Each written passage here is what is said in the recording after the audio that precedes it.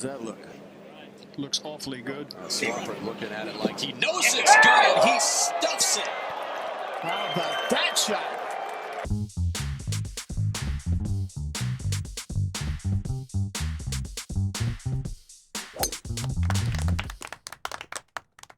Buoyed by that fantastic approach to the 71st hole on Sunday, Hudson Swafford would go on to complete his first PGA Tour career victory, narrowly edging out Canadian Adam Hadwin to win the CareerBuilder Challenge. Now, Adam Hadwin shot a 59 on Saturday and looked like he was poised to get the win. However, a lackluster Sunday would see him finishing one stroke behind Swafford. Rounding out the top three were Bud Cauley and Brian Harman, 2 strokes back at 18 under. Hadwin with the 59 on Saturday becomes just the 4th golfer to ever shoot a round of sub 60 on a par 72 golf course, and the first golfer to ever do so before winning on the tour.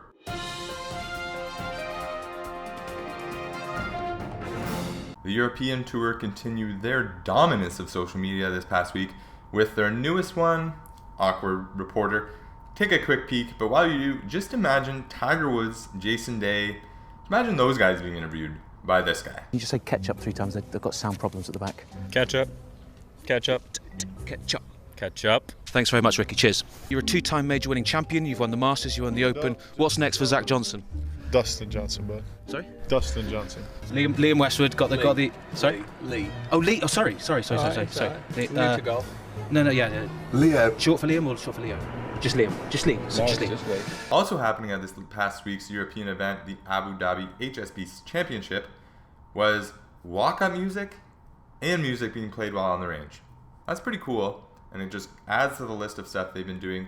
Keith Pelly, their new CEO, who coincidentally enough came over from Sportsnet in Toronto, is doing an incredible job in my opinion, and I know I'm biased, but still, they're appealing the game to a younger audience, and they're doing a lot of fun stuff that the pros like, the fans like, organizers like. It's just good all around. So keep it up, Keith. Keep it up, European Tour. You're doing a good job. 2 things you'd never expect to hear in the same sentence: Salt Bay, this guy, and golf. Now the 2 did come together as Dustin Johnson, Ricky Fowler, among a few others, took some time off after one of their rounds last week in Abu Dhabi to head to Salt Bay's restaurant. I'm just going to guess they enjoyed some slightly oversalted steak. And one more note out of Europe: the European Ryder Cup team is going to look a little bit different in 2018. Captain Thomas Bjorn has given some new guidelines for putting his team together for the event, including less minimum starts for 2018, more points around the time of the event, and Bjorn will get one more captain's pick compared to previous events. And back in the US, Phil Mickelson debuted a new logo for what we assume to be a new company, but he hasn't really given much details, so it's just a silhouette of him jumping as he did after he won the 2004 Masters. Like I said, he hasn't really given us much more to talk about, so I can't really tell you much more than that, except for this video of Danny Lee playing with Phil Mickelson last week. Watch what he does after he holds this putt. So he's got some movement to the right. All right. Oh, wait a minute. Was that the Phil jump? I think it was. I think he's doing the. That was he's his doing own, the Phil. Yeah, the logo on the new logo that Phil Mickelson has been sporting this week, which is on his sweater. And a little knuckle bump from the man himself. And finally, he may be out of a job, but athletes and celebrities alike are still chiming in on their favorite moments from Barack Obama's presidency. Chris Paul chimed in with one of the best we've seen, posting this picture with the caption of what it said. I know it's hard to read. Chris, this is me talking smack about how I'll whoop you at golf. I can just picture Obama saying that.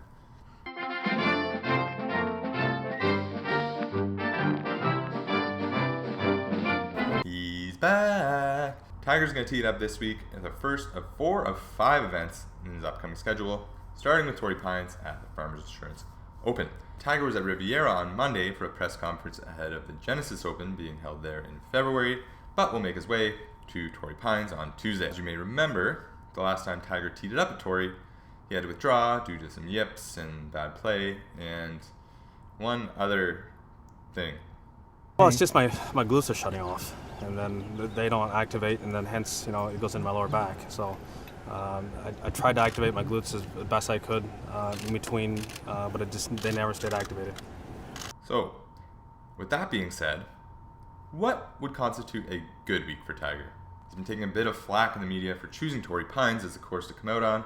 It's a little bit of a tough one, but Tiger's response to that, I've won here 8 times. So clearly he's still that first or last mindset. But to me, a win is not the only thing that can make this a successful week.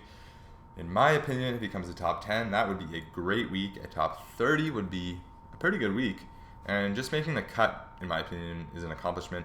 If he misses the cut, though, that's just a really, really bad start. He's going to be getting tons of criticism. People are going to be on him, and it's just a bad start to the year. So here's hoping, for everyone's sake, Tiger gets off to at least a decent start. What do you think would be a good start? Let me know in the comments.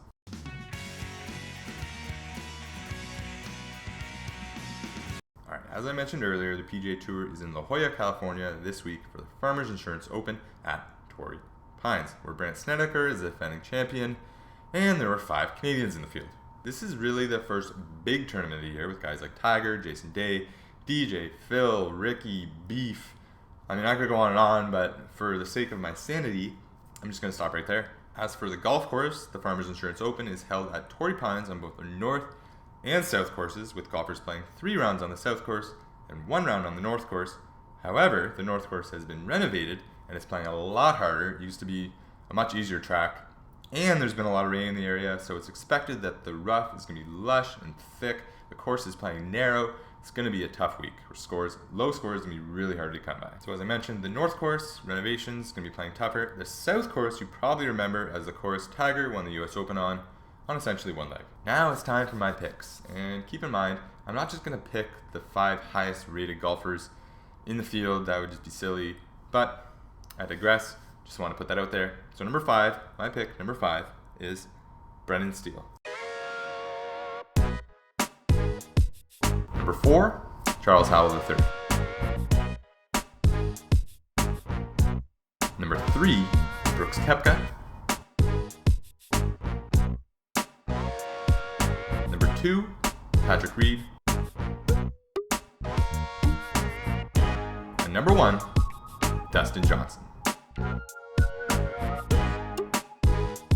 Alright, that is it for this week. Thanks again for watching. I will be back next Tuesday with another episode of Teeing Off. Enjoy the Farmers Insurance Open. Here's hoping Tiger plays well. I'll see you next Tuesday.